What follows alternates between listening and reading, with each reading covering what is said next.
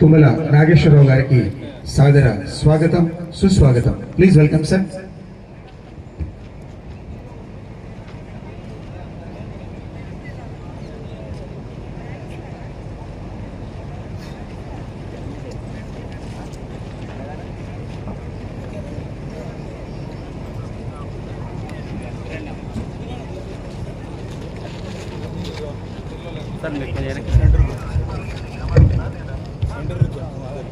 अरे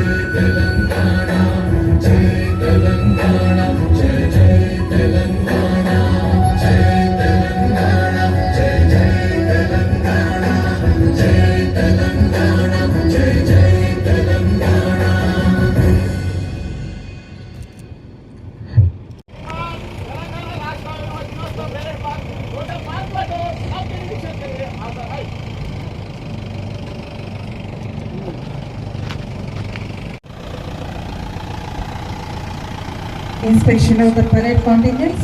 Honorable Minister Sri Tumal Nageshwar Garu will be accompanied by the District Collector, District Magistrate, Superintendent of Police and Parade Commander to inspect the parade contingents.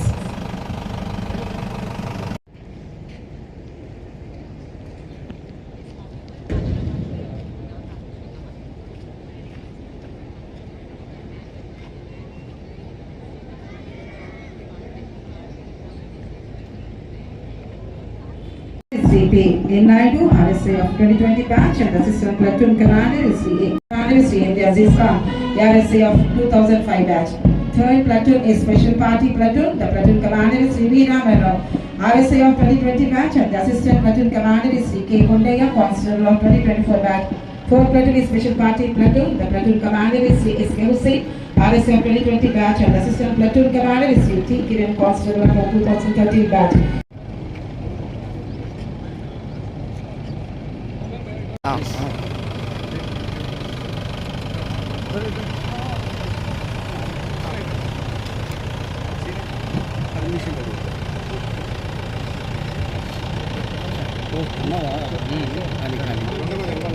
రెండు ఉంటాయి కదా, రెండు బిట్లు.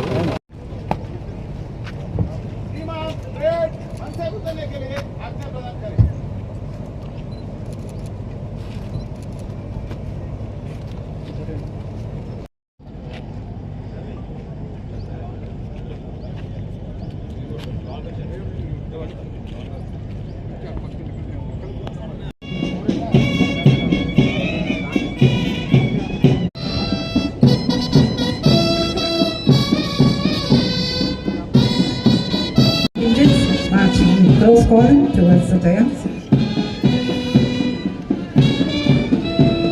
The VIP will receive the compliment.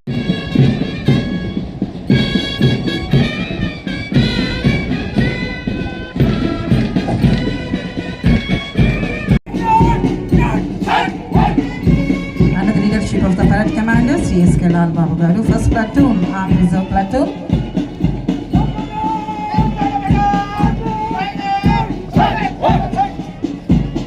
Second platoon, Armed Reserve Platoon. Third platoon, Special Party Platoon.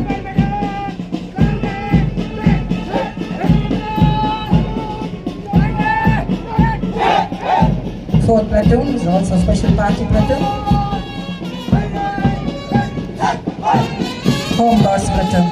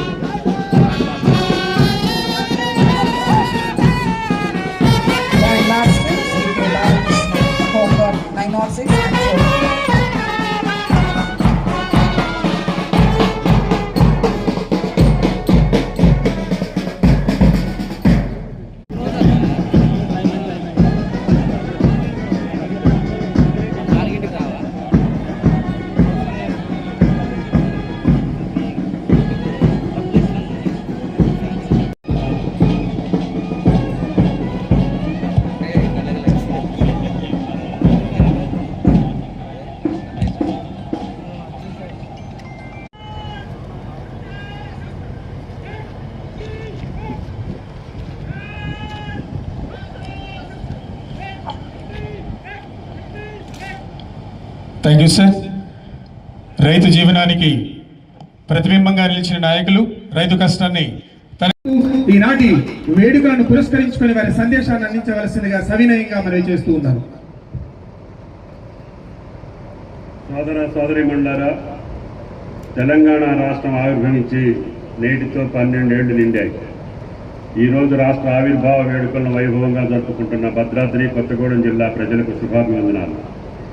స్వరాష్ట్ర సాధన పోరాటంలో అసూలు బాసిన అమరవీరులందరికీ ఘనంగా నివాళులు.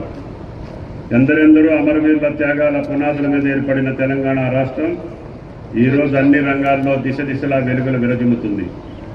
దేశంలో అందరి దృష్టిని ఆకర్షిస్తోందని చెప్పుకునేందుకు గర్వపడుతున్నాను.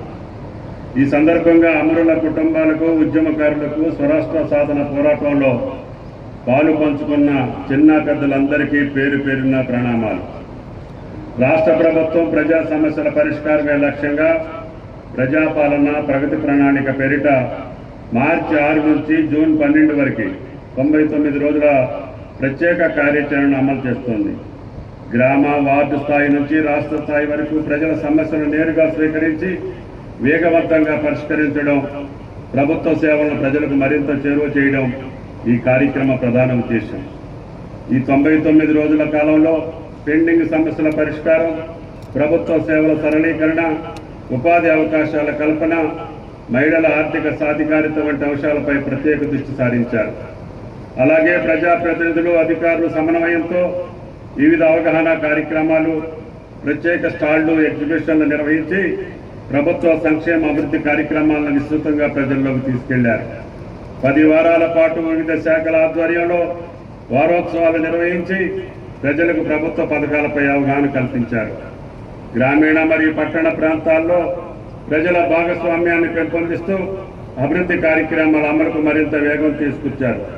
తద్వారా ప్రజా కేంద్రిత పాలనను మరింత బలోపేతం చేస్తూ రాష్ట్ర అభివృద్ధికి కొత్త దిశను నిర్దేశించారు. వ్యవసాయ శాఖకు సంబంధించి రైతును రాజును చేయాలన్న సంకల్పంతో ప్రభుత్వ చారిత్రాత్మక చర్యలు చేపడుతోంది. దేశంలో తొలిసారిగా 2 లక్షల వరకు రుణమాఫీ, రైతు భరోసా, అదేవిధంగా రైతు బంధు, అనేక రైతాంగానికి సంబంధించినటువంటి కార్యక్రమాలు విజయవంతంగా పూర్తి చేసినటువంటి ప్రభుత్వం తెలంగాణ ప్రభుత్వం. అదేవిధంగా ఉద్యాన వన పట్టు పరిశ్రమల శాఖకు సంబంధించి దేశంలోనే మన జిల్లాకి ఒక ప్రత్యేక గుర్తింపు వచ్చింది. ఆయిల్ పామ్, కోకో సాగు విస్తీర్ణంలో మొదటి స్థానంలో మన జిల్లా 88,438 ఎకరాల్లో ఆయిల్ ఫామ్, 657 ఎకరాల్లో అంతర పంటగా కోకో సాగుతో అభివృద్ధిలో బిందు సేద్యం, అదేవిధంగా ఎస్సీ ఎస్టీ రైతులకు 100% మీద, బీసీలకు, చిన్న సన్నకారు రైతులకు 80% మీద మనం ఉచితంగా ఫామ్ మెకనైజేషన్ తోటి పాటు డ్రిప్ ఇరిగేషన్ కూడా అందిస్తున్నాం.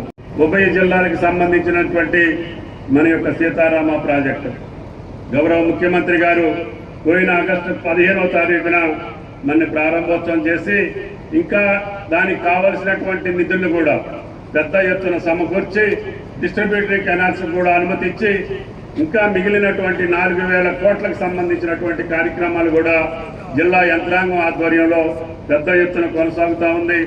రాజీవ్ లింక్ కెనాల్ని కేవలం 6 నెలల్లో పూర్తి చేశాం. రేపు నాగార్జున సాగర్ నీళ్లు రాకపోయినా గోదావరి జలాలతోటి ఆయా ఆయకట్టుని స్థిరీకరించేటటువంటి అవకాశాన్ని తీసుకున్నాం. అదేవిధంగా ఈ సంవత్సర కాలంలోనే సత్తుపల్లి ప్రాంతానికి ట్రంక్ను కూడా ఉపయోగించి దాన్ని కూడా పూర్తి చేసుకున్నాం. త్వరలోనే సత్తుపల్లి ప్రాంతానికి కూడా గోదావరి జలాలు వెళ్లే అవకాశం ఉంది. అదేవిధంగా పినపాకకు సంబంధించి మారేళ్లపాడు ఎత్తిపోతల పథకం రేపు రాబోయే నెలలోనే ప్రారంభించి అక్కడ ఉన్నటువంటి తుమ్మల చెరువుకి నీటి సౌకర్యాన్ని కల్పించి పినపాక నియోజకవర్గంతో పాటు కొత్తగూడెం, అశ్వారావుపేట, వైరా, మధిర, సత్తుపల్లి నియోజకవర్గాలకి గోదావరి జలాలను అందించేటటువంటి అవకాశం ఈ రాష్ట్ర ప్రభుత్వం తీసుకుంది. అదేవిధంగా రహదారులకు సంబంధించి మీకు తెలుసు, కొత్తగూడెం పట్టణం కొత్త జిల్లాగా ఏర్పాటు చేసుకోవటమే కాకుండా దీనికి జాతీయ రహదారులు అనుసంధానం చేసుకున్నాం. ఆ రోజున అమరావతి నుంచి జగదల్పూర్ వరకు ఆ రహదారిని పూర్తి చేసుకోవటమే కాకుండా ఈ రోజు కొత్తగూడెం నుంచి నేరుగా హైదరాబాద్ వెళ్లేదానికి కూడా 2వ రహదారి కార్యక్రమాలు ఉధృతంగా జరుగుతున్నాయి. జాతీయ రహదారులకు సంబంధించి ఈ యొక్క ఖమ్మం జిల్లా ఈ రోజున కొత్తగూడెం జిల్లాతోటి పుణ్యక్షేత్రమైనటువంటి భద్రాద్రిని కలుపుతూ జాతీయ రహదారులు మనం కొనసాగించుకుంటున్నాం. దీనికి సంబంధించి రైల్వే లైన్ కూడా పాండురంగాపురం నుంచి సాకేతపురి వరకు అంటే సారపాక వరకైనా కేంద్ర ప్రభుత్వాన్ని మీద ఒత్తిడి తీసుకొస్తున్నాం. దానికి రైల్వే లైన్ ఏర్పాటు భద్రాద్రి పుణ్యక్షేత్రానికి ఉండాలని. అదేవిధంగా మన జిల్లా యంత్రాంగం కలెక్టర్ గారి ఆధ్వర్యంలో ఎయిర్పోర్ట్ కూడా ఇప్పటికి 2-3 స్థలాలు మనం సేకరించినప్పటికీ కేంద్ర ప్రభుత్వం దాన్ని ఇంతవరకు కూడా అనుమతించలేదు. జిల్లా కలెక్టర్ గారు మళ్ళీ దాని మీద ప్రయత్నం చేసి తప్పకుండా కొత్తగూడెం పరిసర ప్రాంతాల్లో విమానాశ్రయానికి అనువైనటువంటి స్థలాన్ని సేకరించే పనిలో జిల్లా యంత్రాంగం ఉన్నది అని చెప్పి మీకు ఈ సందర్భంగా మనం చేసుకుంటున్నాం. అదేవిధంగా విద్యార్థులకి డైట్ ఛార్జీలు పెంచి ఈనాడు అందరి పిల్లలు విద్యను అభ్యసించేటటువంటి విధంగా జిల్లా యంత్రాంగం దానికి ఐటీడీఏ అదేవిధంగా జిల్లా విద్యాశాఖ కూడా పెద్ద ఎత్తున ప్రయత్నాలు కొనసాగిస్తూ ఉంది. దానికి సంబంధించి మనం గౌరవ ముఖ్యమంత్రి గారితో భారతదేశంలో ఉన్నతమైనటువంటి ఒక విశ్వవిద్యాలయాన్ని మన జిల్లాకే ప్రసాదించడం జరిగింది. డాక్టర్ మన్మోహన్ సింగ్ మాజీ ప్రధానమంత్రి యొక్క పేరు మీద మనం ఆ యొక్క ఎర్త్ సైన్సెస్ విశ్వవిద్యాలయాన్ని స్థాపించుకున్నాం. దాన్ని బలోపేతం చేయాల్సినటువంటి అవసరం ఉంది. దేశానికే తలమానికంగా ఆ యొక్క మన్మోహన్ సింగ్ విశ్వవిద్యాలయాన్ని మనం తీర్చిదిద్దుకోవాల్సినటువంటి అవసరం ఉంది. అంతేకాకుండా ఇంటిగ్రేటెడ్ రెసిడెన్షియల్ స్కూల్స్ అన్ని నియోజకవర్గాల్లో ప్రారంభించాం.